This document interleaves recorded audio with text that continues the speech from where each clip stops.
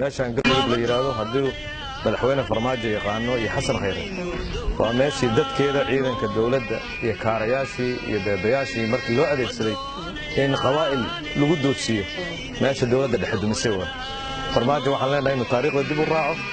inuusan ku degdegin wii Soomaali dulaysan jiray wii qabiilka ku doodi jiray wii Soomaali dulaysan jiray wii qabiilka ku doodi jiray طريقة شرعية للدستورية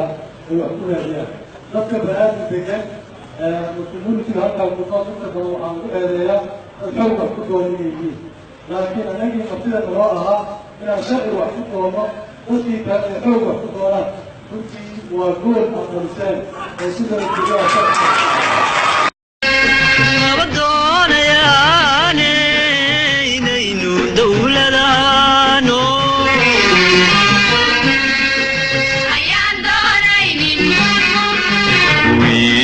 gumaysigu diranoga wiidanaheena xabaali jiray gumaysigu diranoga wiidanaheena xabaali jiray waan ogaanaynaa Axmed Cabdi Daahir haddii uu sharci darro qof ku celin kariyo haddii kale baarlamaanka airportkana laga baxaya dadkuna waa xor waana soo gelayaa ninka baxayana waa isaga ninka baxaya oo dalkan ziyaadada ku ah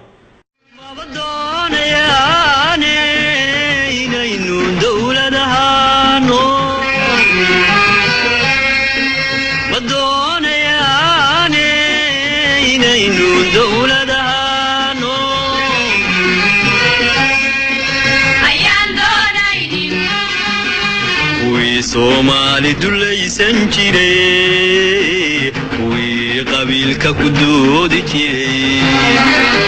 wii Soomaali dulaysan jiray wii